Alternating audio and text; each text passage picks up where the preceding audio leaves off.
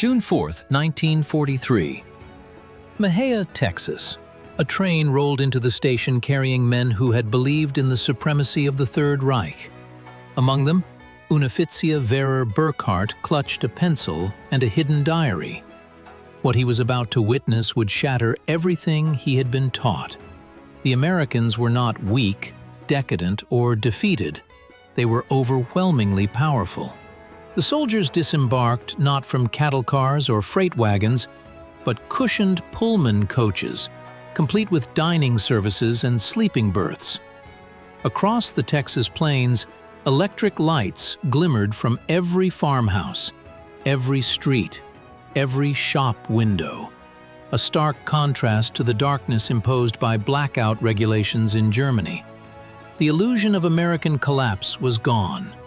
1,850 veterans of Rommel's Africa Corps had arrived, expecting hardship, only to find abundance. And in their shock, the first cracks in Nazi ideology began to appear.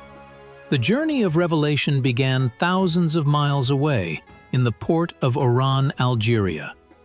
American efficiency processed thousands of prisoners daily. Identity cards photographed, medical checks completed, Geneva Convention rights explained, often in perfect German. But the real shock came with the food.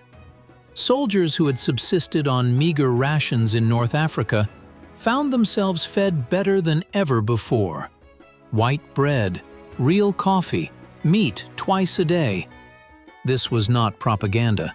It was standard American military practice. Across the Atlantic, Liberty ships, built in mere days, carried them to America. The sheer scale of American industrial power, visible even on the ships themselves, was impossible to ignore. Engines made from hundreds of thousands of parts, radar systems on cargo vessels, and crews discarding food waste that would have fed entire German companies. The prisoners could not comprehend it. On August 2, 1943, the prisoners reached Norfolk, Virginia. Here, sprawling naval bases handled more cargo in a single day than Germany managed in a week. Factories operated night shifts, towns glowed with electricity, and ordinary workers drove cars, luxuries in Germany.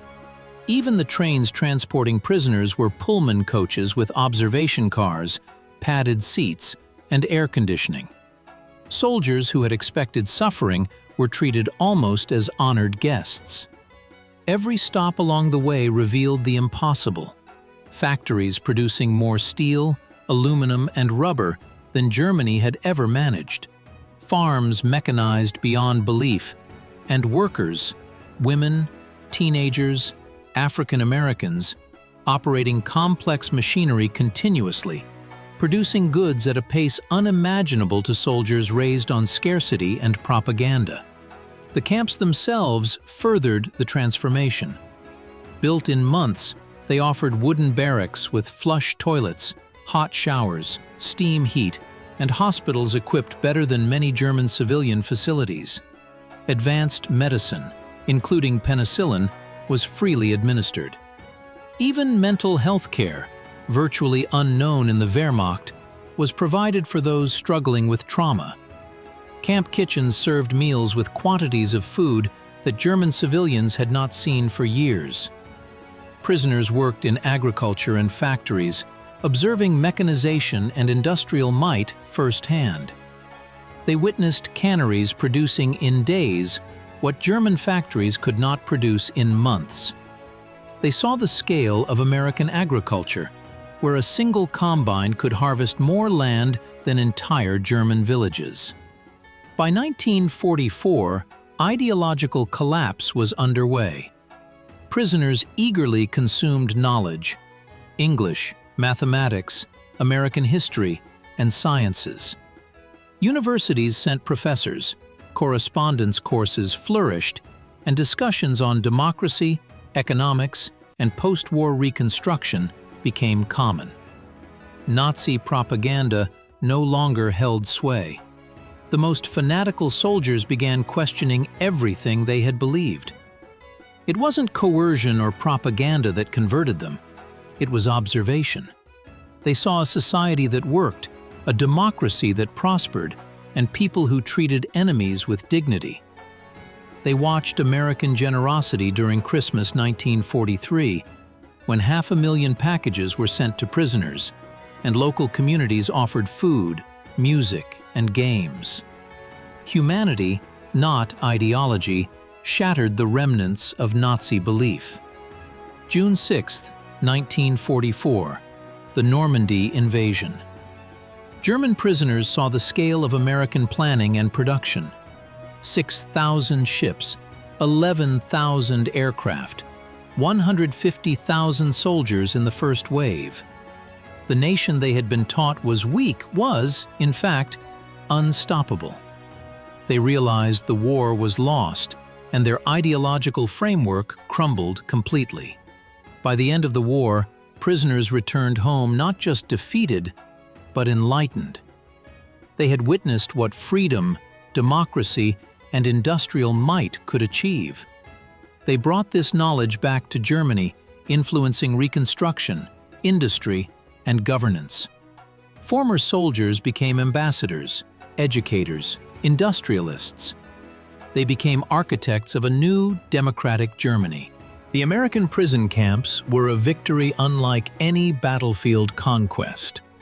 They turned hardened Nazis into future citizens, instilling lessons about human dignity, freedom, and prosperity.